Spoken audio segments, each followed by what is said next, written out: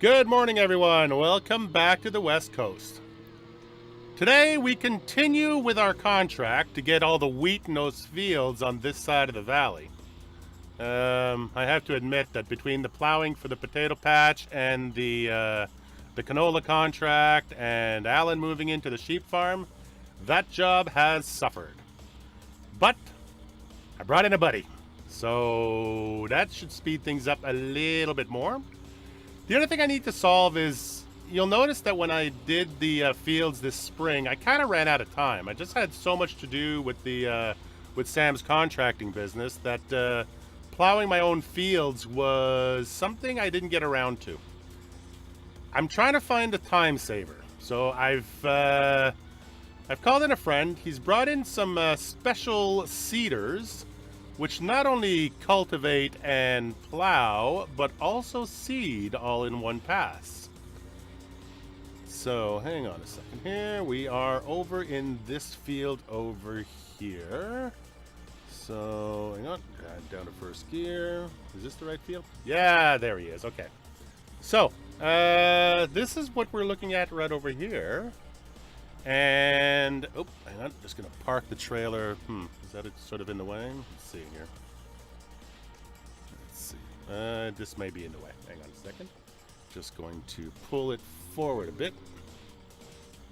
And try not to hit the brand new machines.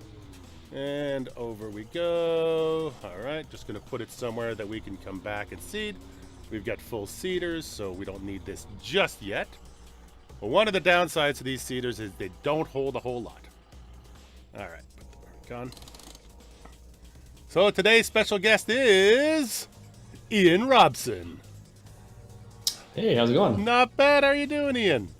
First time driving, I see. Yeah, I know. I just, I think we'll have to check the dents on it. I think I dented it, therefore I bought it. But we'll have to see. Yeah, it's a demo. You're okay in context, but like, well, just be a little careful, all right? Okay. You're pretty familiar with these things. These are from the Platinum DLC, and you've used these before, right? Yeah, I've used them a little bit actually. Yeah. Yeah. I haven't, some of them are kind of like. I've used some of the smaller ones. I like there's one of the plows that they actually added in the recent DLC or the Platinum DLC that looks pretty neat. So. Is that the one with the big discs? Yeah. Let me see. Double check here. I believe that's the one. I think. What's it here? I think it's in the cultivator category, but it does the plowing type things. I've noticed that there's two big discs. One of them does a plowing thing, and the other one is a cultivator, but it also does the fertilizing in the single pass. Yeah, that's one I think we've used the most. I think. Okay. The multi-cultivator they call it. We've used some of the other ones too, but not too often. So yeah, but they work really well. They do have every implement's got its place, right? So that's it. But I guess like I'm looking at this seeder here, and would it be kind of a broadcast kind of seeder, because it's kind of got a seeder box on top of it, and I guess these little spouts down here are they just drop the seed out of the ground once it's been plowed, and then the roller in the back kind of does the cultivating for it, I guess. Yeah, it's not quite like a broadcast style. I'm not sure what the actual name would be in this context, but if I can lower it down there so you can see.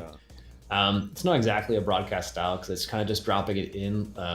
We're almost like a little furrow type scenario where you make a little gouge the earth with these little claws here, and then you open up a path for the seeds to drop into, sort of thing. So it's a very different style of seed than you would normally see. So that's it. These are not really very popular in North America, I guess. I mean, this Stera sort of is mostly a South American type of brand, right? Yeah, absolutely. Sometimes it comes down to just the size of the fields, the type of ground you got and whatnot, what you need to do and how much time you have, right? So yeah. So this pack's been fully MR'd by Durrell, and this is the smaller of the two seeders, because whenever you're dealing with MR, you got to sort of add another 50% on top of your horsepower to be able to do anything, especially if it's gouging the ground, like if it's a plowing kind of thing. If you're doing sort of a surface seeder, like the old Massey that I use up at the farm now, it's not so affected by MR. But the moment you put those claws in the ground, or you put a plow in the ground, you got to add 50% to everything. Oh, I can only imagine. Like, have you tried using the the Platinum DLC multi. Oh, I just don't know if you. I'm not sure if they have that one, like the Big Bud DLC one. Oh yeah, I have. I tried using the Besson. What's it called? Bruno Besson, yeah. Yeah, the Gregor Besson, and seriously, I mean, other than the quad track, it's not Yeah. moving.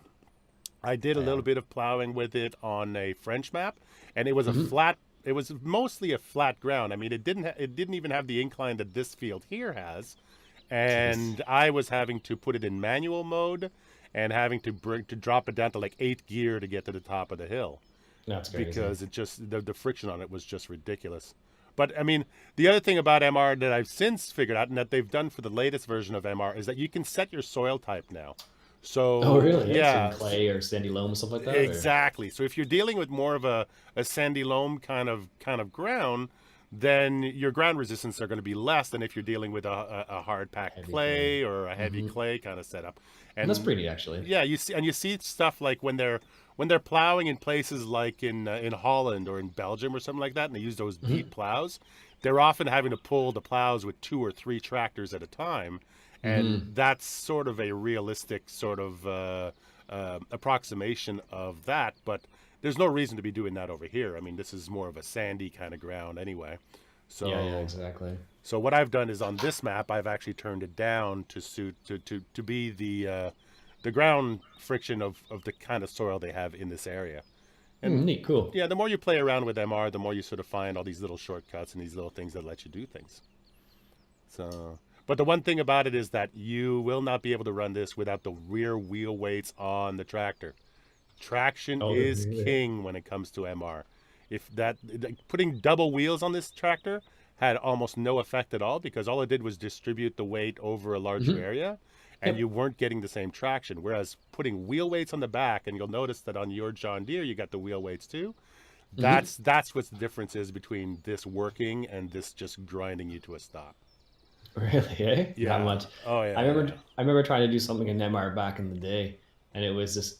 It was terrible. Yeah. Like trying to do something, detach SOB weight. Okay, no, but it was terrible because you just couldn't do anything. Like it Yeah. was trying to combine up a hill, like Yeah. doing it 1 kilometer an hour. It's just, yeah, not gonna happen. Yeah, and you know this map in particular, and some maps have a really sort of a bad reputation when it comes to MR because of the hills. Hmm. I was looking at things like Oakfield is coming out, right? Yep. And some of the hills on Oakfield are just you really have to think about it. So when you're Yeah. looking at a field like this, I'm going up a hill now. Well, that's all fine and dandy, but if I'm trying to go up this hill while dragging a plow, it's just not going Yeah. to Yeah. happen. So if you want to start at the part behind you over there, we'll do a couple of passes on the headlands, and then we'll go back and forth and up and down and do our thing. I tend to not use GPS on these things because they are. Whoa! You don't use GPS? I don't use GPS. I only use GPS if I'm doing corn. If I'm doing row crop, then I need the Okay. GPS. But on these things, no GPS. You can use GPS if you like to, except you're going to find my lines a little bit more wavy than yours. Yeah, that might be the case though. So. So, starting on Yeah. here. You've had a pretty big couple of months there, Ian, since I last talked to you. I think the last time I saw you was my French episode back in the fall, and you had just gotten into your new job. Yeah, that would have been just around that time exactly. Yeah, I just Na- got into the job with the John Deere there. So And now you're settled into that. You got your own place. I saw. yep, yeah, I got my own place. I'm in town now, close to my job. So living close to family. So it's always fun to be within arm's reach of the family, sort of thing. I kind of feel like you were talking like for almost as long as I've known you about moving closer to your family or your wife's family, Absolutely, and yeah. getting yourself back out to the country. So, in a certain way, this is kind of your dream job, isn't it? To be able to be closer to family, yeah, absolutely. We were talking, like I said, like you said, we've been talking about doing this for quite some time now. So we're just really happy that we're able to finally get around and do it finally. So Yeah, no kidding.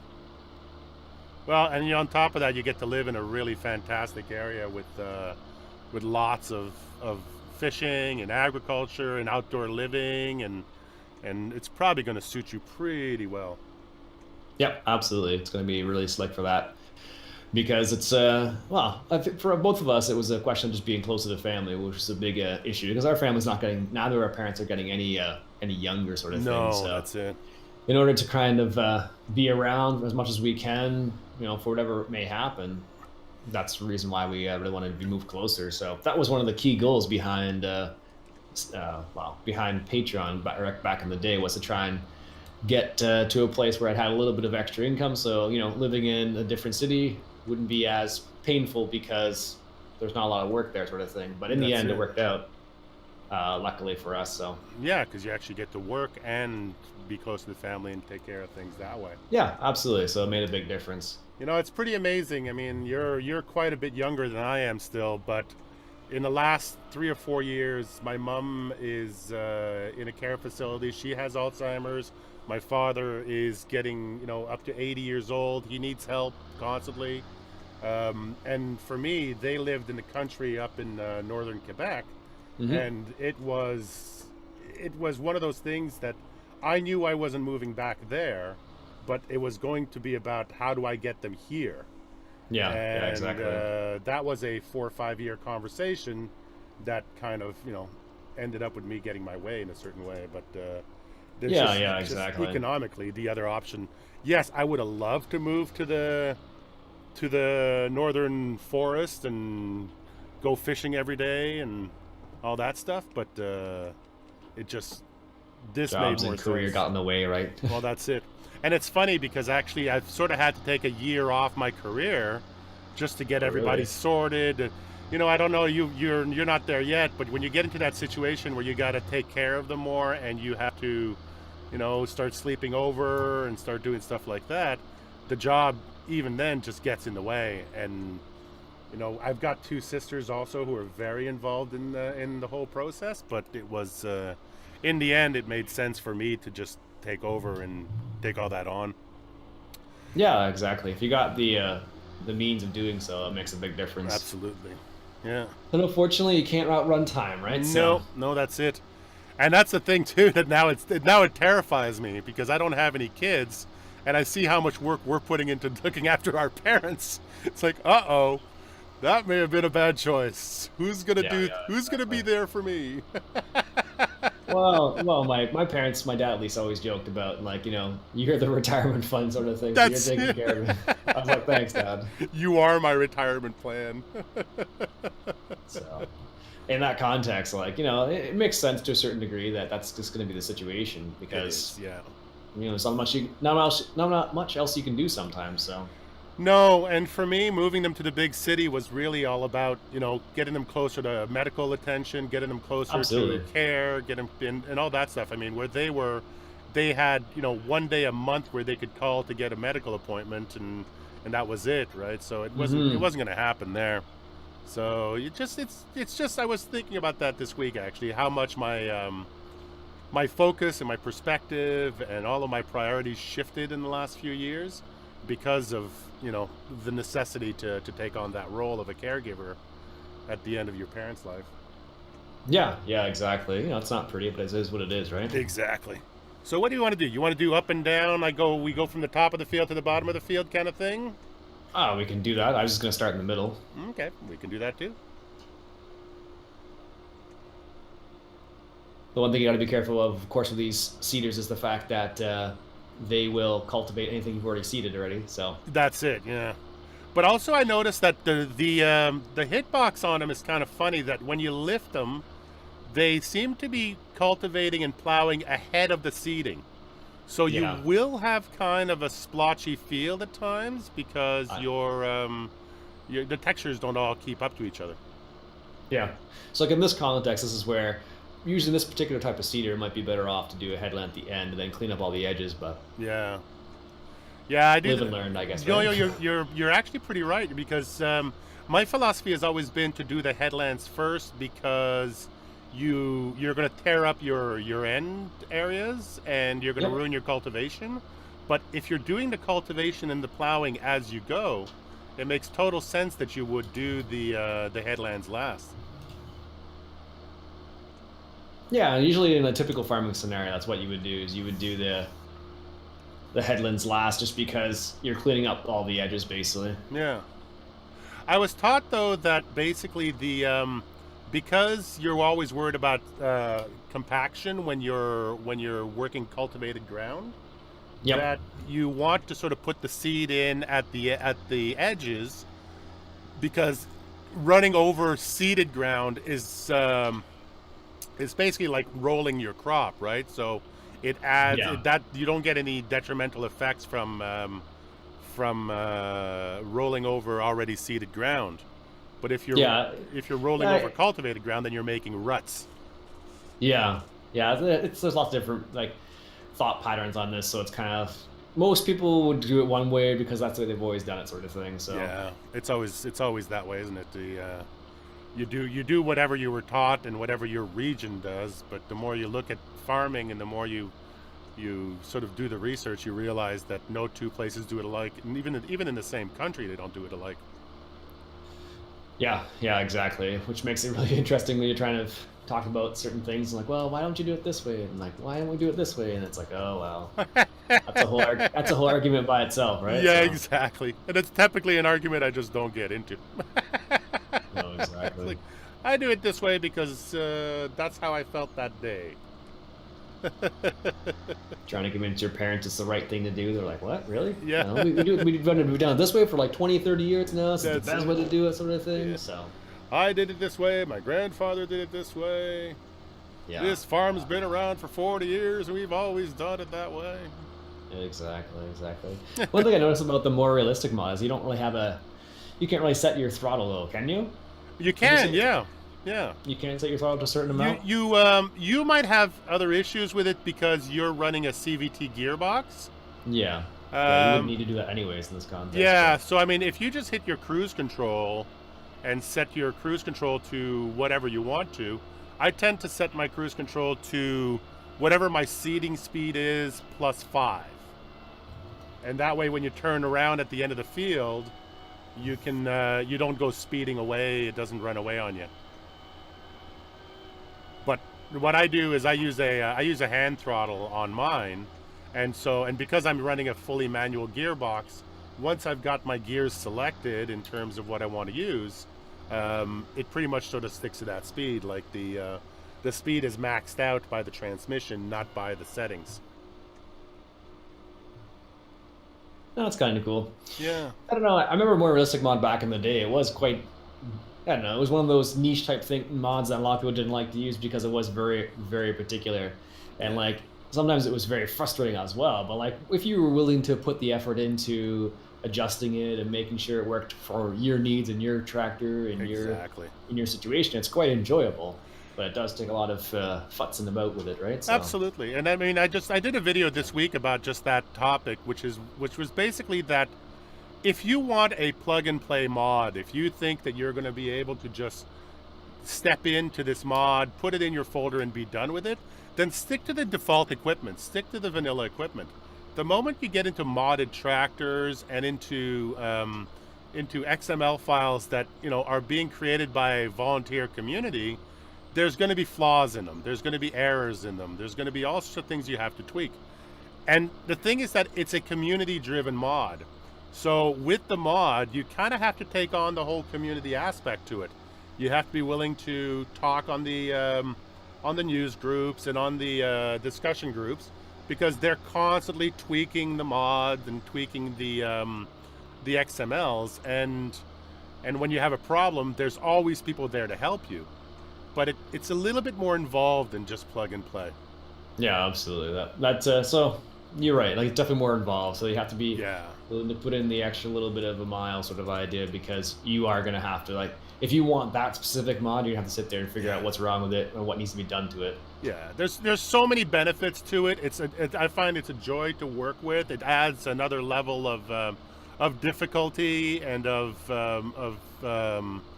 you know of simulation to the movement of the tractors, to the way they drive, the way they're balanced, the way weights affect you, the way hills affect you. It does affect all that stuff, but the downside to that is that every single machine has to go through somebody's hands and errors get introduced into the system all the time. Yeah, exactly. Like I just went through a thing where I had Simulate on here last week, and he wanted to use the XJS Ford. And I have it on the server, and I had an XML for it, so it's like, absolutely, let's throw it on there. But we later found out that Ford, the conversion for that Ford, whoever did that conversion missed a few things, like the weight of the wheel weights wasn't modeled into the XML. That tractor comes with front weights. It comes with almost 600 kilograms of front weights. That wasn't modeled into the tractor. And instead of putting the center of mass positive 1 foot, the center of mass was negative 1 foot. So the center of mass of the tractor was below the ground. Oh, geez. So all those things put together made it that when Simulate was trying to plow the field, his tractor wasn't behaving in any way realistically. And only by going through the XML and testing things and checking things did we find the problem. And now the new updated XML has been uploaded to the data bank, and we learned from that experiment, and now everybody gets the benefit from it. Yeah, there you go. So, like you're talking about before, that community involvement plays a big part in it as well, right? Absolutely, absolutely. You cannot do more realistic in isolation. You have to read the FSUK work in progress page, and generally just have people around you who are like-minded, who want to play with it too. I'm lucky. I have Mr. Mazzoni and I have Kerbo, who are both avid MR XML writers, and both of them have, they've done this tractor, they've done the Ford now has been fixed by Mr. Mazzoni. My other little Valtra is done by Kerbo, and I did the case combine myself, but and a few of the trucks myself, but it takes time. Yeah, I can only imagine. It's one of those things where if you have the time and you have the drive to it, go ahead. Yeah.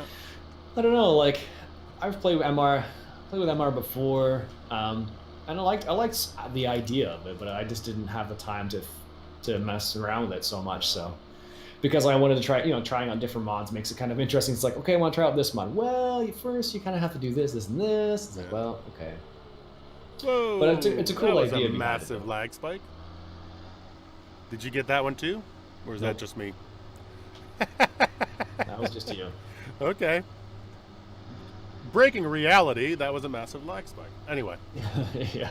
Yeah, I know. Like it's kind of funny actually that he skipped. Doral kind of skipped Farm Sim 15. He did it in 13, and then he did it in 17. And I find that I would be curious to know why he never did the conversion of the mod for 15 to just carry on.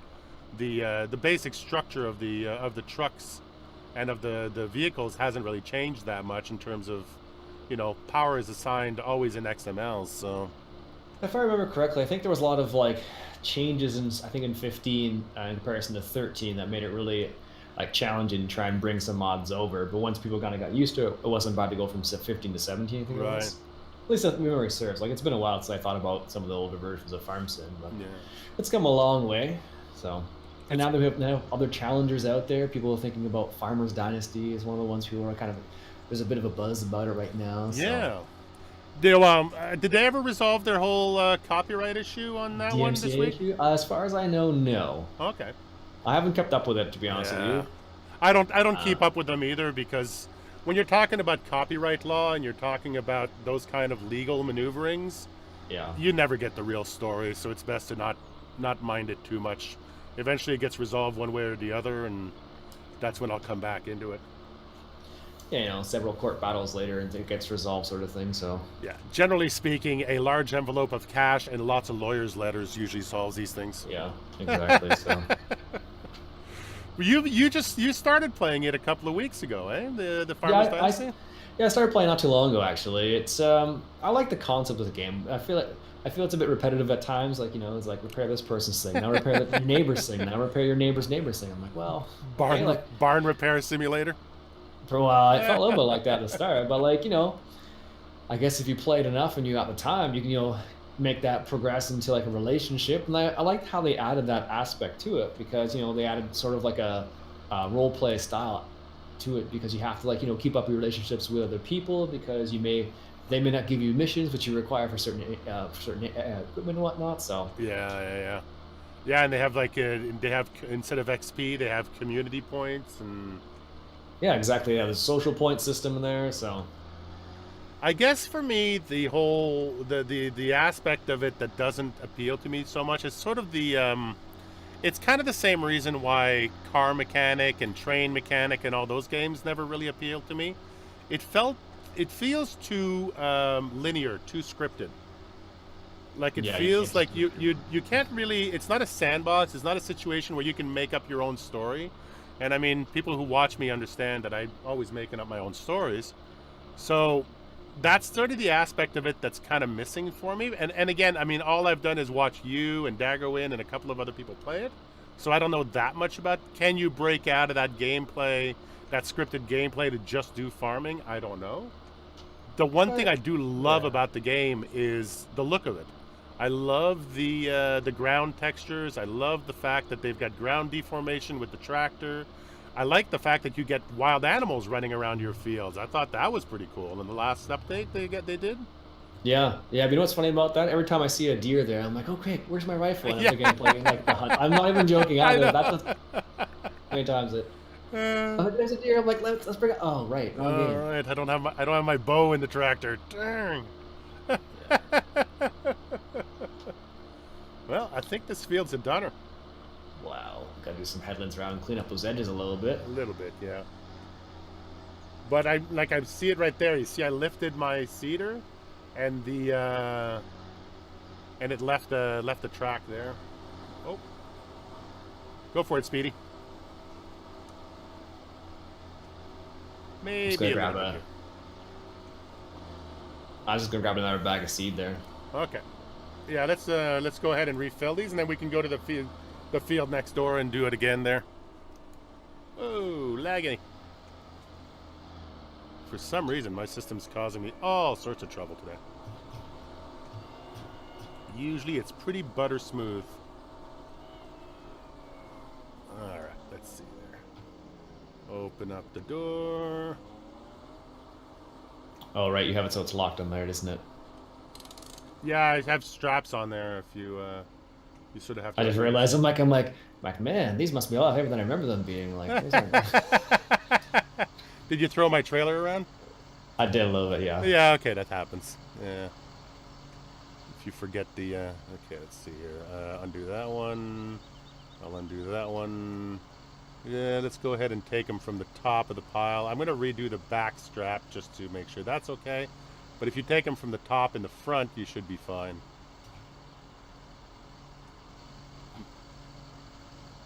Close enough. All right.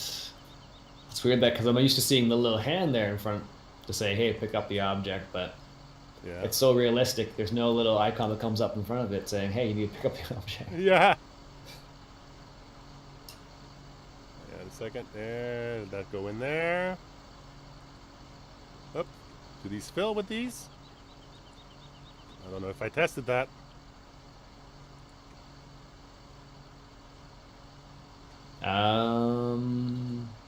Maybe one of us needs to sit inside the tractor and hit R.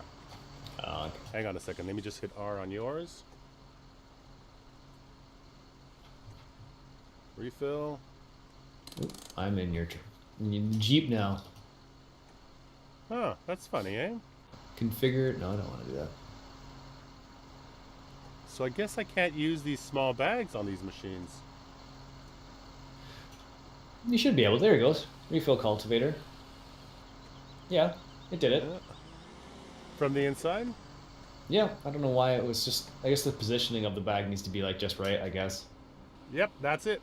Cedar's got to be off for it to take it. And it has to be... Here, try that again. Yeah. Yeah, it has to be like kind of like not where the boxes, the seed boxes are. Just a little bit before that's it too looks bad. That's too bad. Well, The Massey, the trigger on the Massey is a little bit better for that. Okay, let's feel yours first then. all right, let's get these ones over here that we threw on the ground by accident. I mean, if you really threw like these bags, if you ever look at like a bag of canola seeds, it's, you know, not cheap. No. Like sometimes you're looking at like it's a little tiny bag and like it's like, well, it's not small bag, but you know, it's a smaller bag and you're looking at, you know, thousands of dollars sometimes. You're like, huh. Really? For like a 100-pound bag? They are quite expensive, yeah. Really? Because you don't need you don't need a lot of them because they're so small. They're like That's mustard true. seeds, right? Yeah. Canola seed is very dense. Like in comparison to like another Okay. one. I think this one's full. So if you want to pull that bag, we'll put that bag on the other machine. I'll close your lid for you. And then we'll go into this one.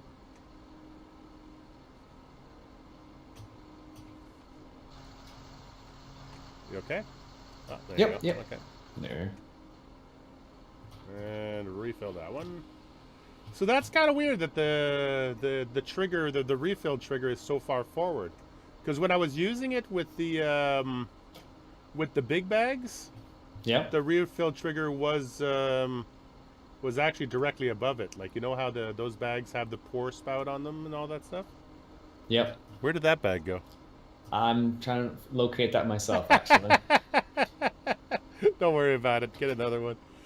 We'll find it in a bush somewhere, or maybe it loaded and it just disappeared. All right, there we go. That one's out of the way now, at least. Okay. Yeah, that kind of just went. I figured when I went up to like, you know, straight air and went out in space, and I don't know. That was strange. There we go. Now, can you reload it with me just hovering above it, or do you have to have to actually let go? I guess. I think you have to let it go. You may be out of the box there.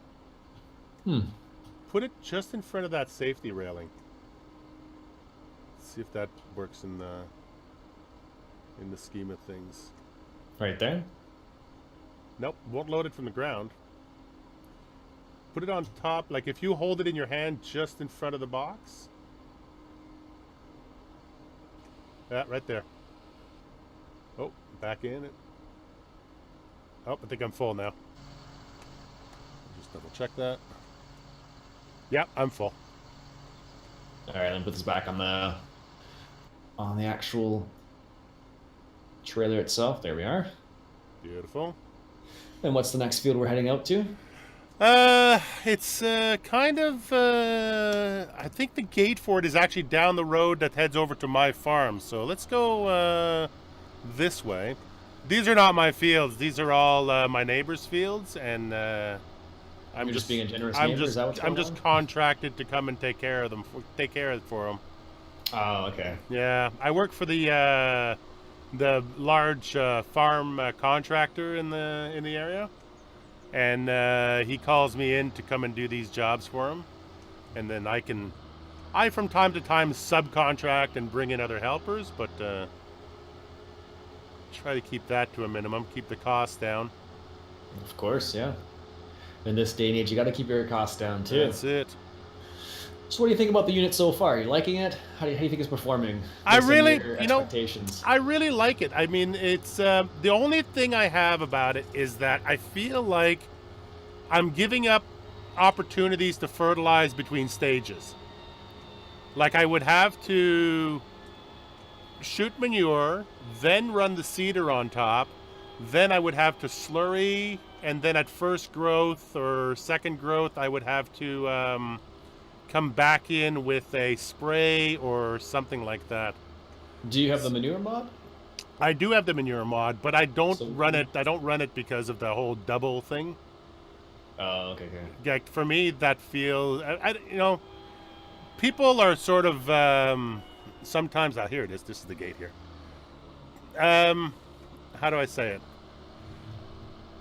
People tend to take shortcuts on the farming in Farm Sim.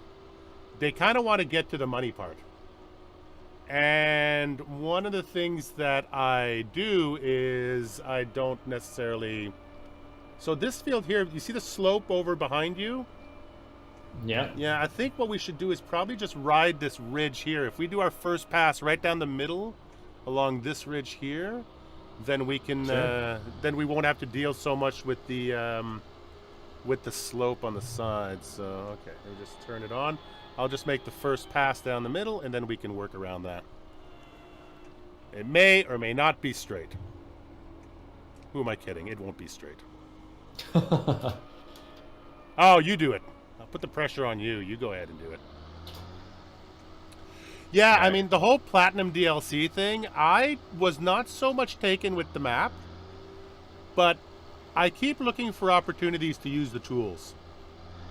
Yeah, absolutely. They have some really neat little things in there they added. Yeah. I like the fertilization with the cultivator is kind of neat. Yeah. Like, that's kind of a new little element. It's like, okay, you can cultivate and fertilize at the same time, which is something you can do in real life too, right? Yeah. Like, there's a whole bunch of various things you could do if you wanted to. We're just doing wheat here again, sorry? Yeah. Yeah, okay. This whole side of the mountain is all wheat. Now, is that because this is a drier area and wheat grows better up here, or? The people who hang on a second. Yeah. The people who contracted us, basically, it's all going into Frontier Grains, and they run their fields where they basically do the valley in canola 1 year, and then they swap it back and forth. So they do everything in the valley in canola 1 year, and then next year everything in the valley becomes wheat. So that's sort of how they rotate things, I guess. And they're not concerned about pest issues and whatnot, having all the same crop in the same area? I don't know. Should they be? Sometimes. Well, we're gonna be carrying out some major spray operations, that's for sure. But yeah, absolutely. Because of the separation of the two crops by the mountain range over there, I don't know if that's a huge issue. I know nothing about these things. I'm a farm simmer. Is that something that, like, when they do crops in real life, do they? Is that why they switch field to field, or? Yep. Sometimes that's the reason. Like, if they're getting a lot of specific pest pressure in one area, they may rotating your fields is always a good idea just for the soil health as well. Yeah. But it can be from pest issues. So, like, let's say you have corn in the same field for 10 years in a row. Yeah. Like, whatever is going to be in that field is going to be well established, because they got a smorgasbord there every year, basically. Right. Yeah. So they mutate, and then stronger strains come back, and. Yep. Yeah. Yeah, exactly. So they're trying to prevent things like that from happening by doing that, kind of rotating the fields and whatnot, rotating what you plant there, and sometimes it's choosing some different selections. Like, some people say doing cover crops is helpful, and for pests sometimes other people say no. So, but generally speaking, rotating your crops is a great idea, because it does allow the pest not to get established as easily. I was actually having this conversation with somebody from the Maritimes, and they were saying that back in the day, Cavendish, which kind of owns the island of PEI, used to just run potatoes through there year after year after year after year, and now they're not even allowed to do that anymore. Like, the law changed, and they have to run canola on the off years. So they moved in a canola plant, like a biodiesel plant, I guess, or something like that, to be able to use the crop, and it diversifies the economy, but also it's because of potato blights and fungus and all that stuff. So I guess in my storyline, we cover that by not having canola in the main valley every year. No, yeah, that would work, I guess, yeah.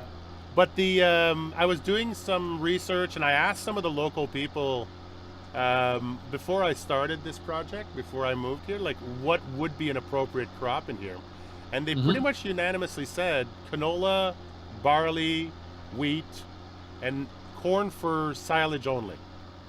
Like, corn is not a grain crop for them. Yeah. So and definitely no soy, and definitely not sugar beet. Sugar beet apparently in the UK is done in Norfolk, which is on the other side of the island. Yeah. But not out here.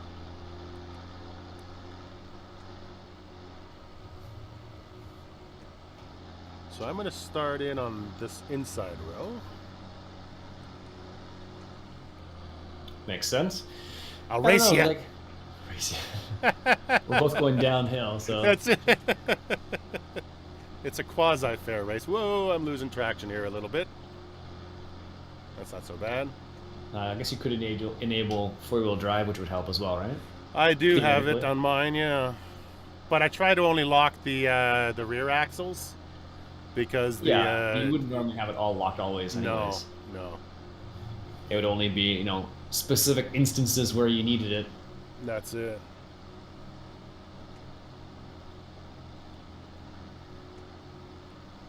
All right. And back into this one.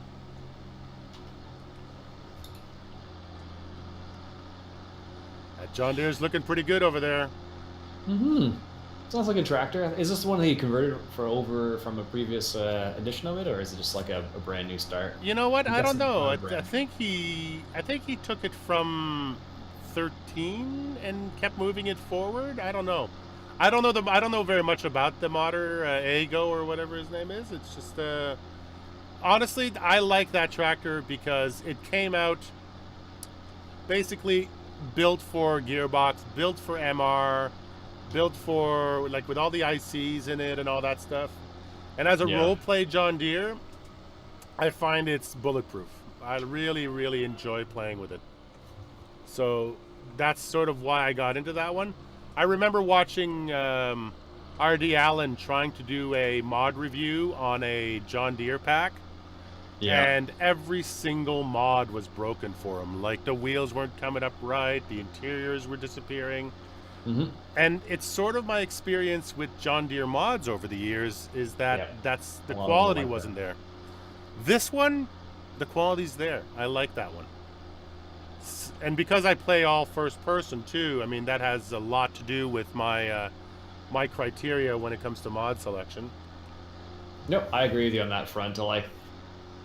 I also like to be in cab a lot, so if the cab looks horrendous on the inside, like I love the Curvits from the outside. From the inside, not so much. Yeah, that's it.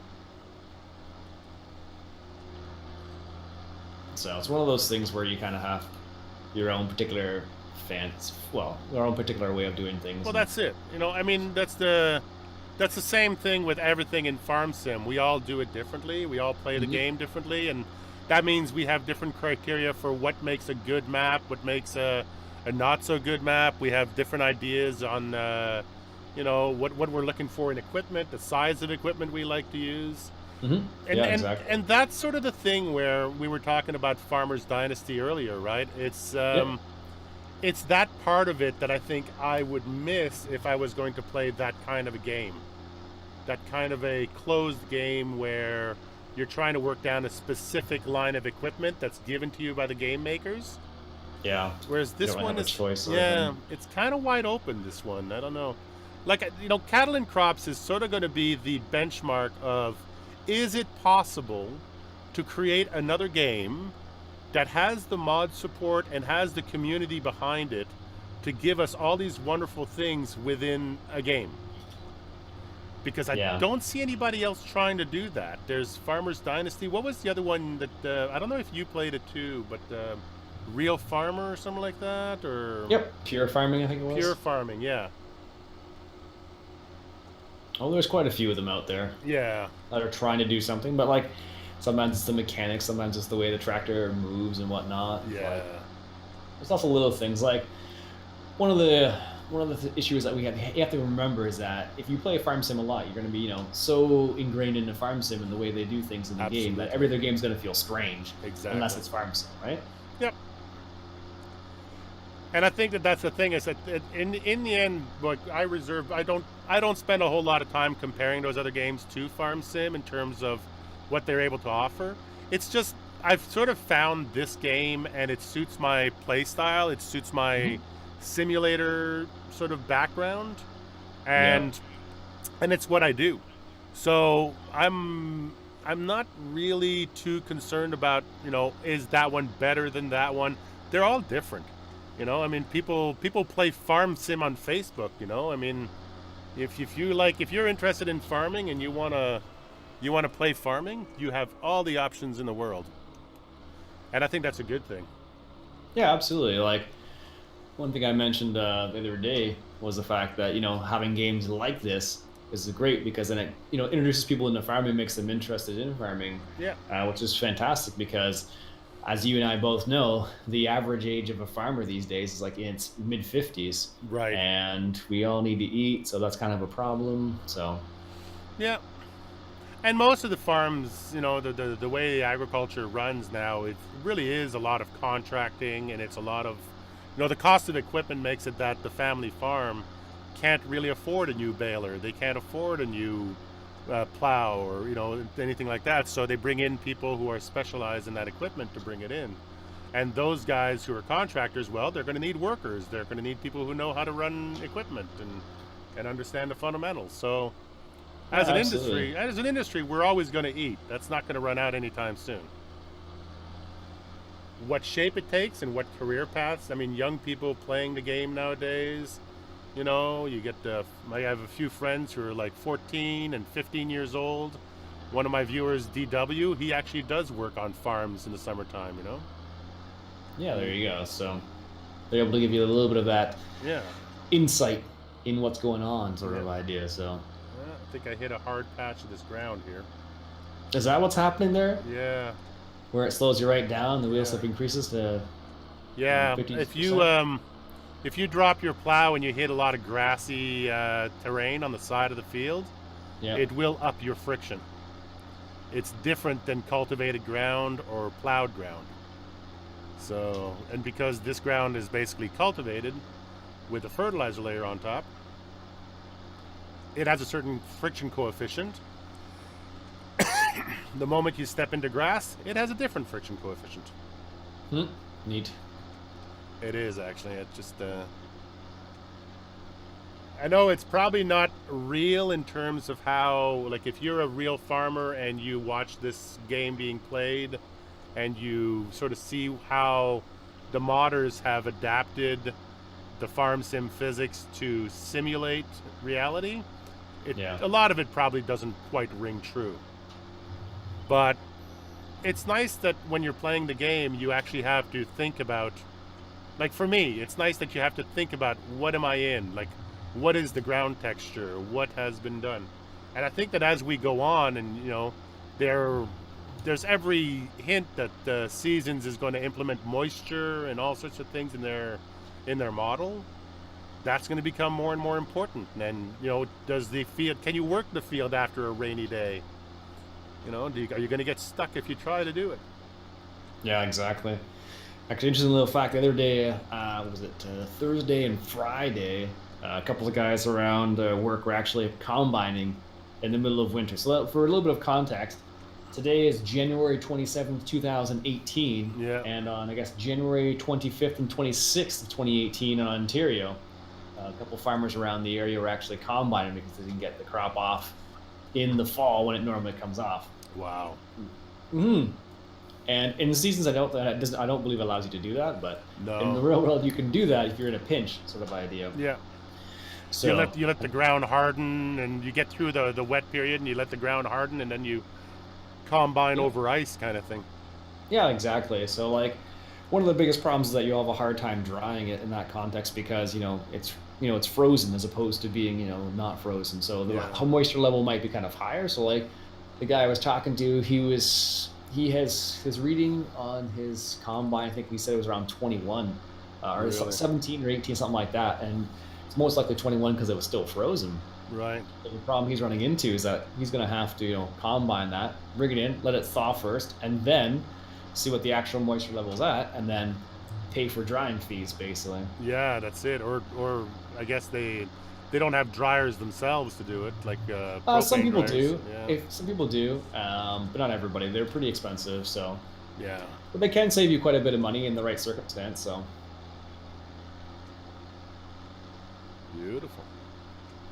So it's kind of interesting to see what people choose to do and why they choose to do them.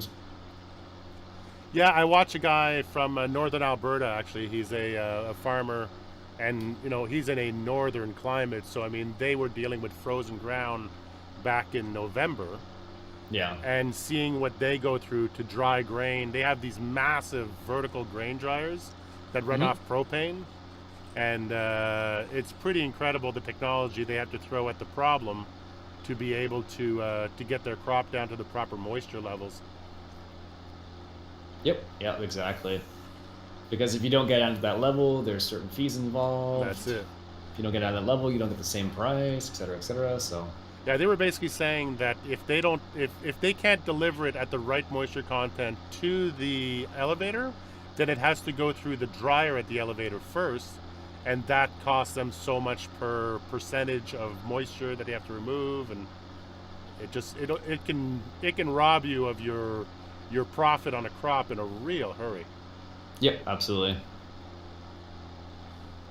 Absolutely. But yeah, I'm curious to see where the Seasons guys are going. I mean, they've brought in a lot of really interesting stuff into the newest versions. I think they may have fixed the pigs finally. What do you mean? They've actually reduced the amount the pigs eat, and they've increased the reproduction rate. And the reproduction now happens 3 seasons out of the year instead of just 2. Okay, cool. So as time goes on, they're adding more and more features to it, so that pigs are at least in line with what the sheep and the cows are. Yeah. Because in seasons in the dairy business, I mean, I just finished a map I just finished Steppenbach with a friend, and we were running a cattle operation over there, and we did really well. I mean, you know, we had 130 cows by the end of it. And we were pulling in almost $30,000 every day in milk production. So with seasons, and the consumption, we were able to stay ahead of the food consumption easily.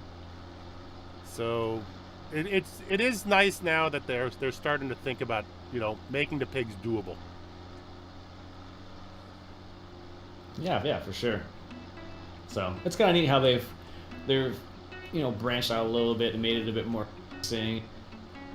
Try to adjust it so it's a little bit more realistic and kind of works for everybody, not just some people, sort of thing. So well, that's it. Well, and the thing about it is, I think that all these mods, if you build these mods just strictly because you want to make the game harder for no other reason than it's going to be harder, that's one thing. But if you want to build a mod like MR, like Gearbox, like Seasons, that it's about simulating real life and learning something about what the limitations are to farming, learning that there is a temperature that you can see, that learning that, you know, animals do eat more or less according to the seasons, they produce more or less according to the seasons. That's where those mods come into their own. That's where, like, as an educational tool to absolutely, you know, to city kids and to stuff like that. Whoa, I hit a bump here. I do like how the tractors seem to slide a bit more, which is kind of interesting, which is more realistic. Especially if you're on a slope like this. Okay, I'm gonna let you take this part because I think you've got the traction for it. I don't. Yeah, it's just kind of interesting because you can see the tractor kind of move a bit more. In that situation, which is kind of neat. So. And also the thing is, like things like the modeling of weight on 3-point tools, right? You'll notice when you're playing with MR that you can you get into a situation where your cultivator kind of floats behind you. Like it doesn't seem quite as rigid. Like the individual parts of the cultivator flex and move differently. Yeah. And that's kind of fun to watch too. Just going to take this stripe here. Bit of a waste of seed for a foot worth of ground, but it'll just make it more attractive for harvest season.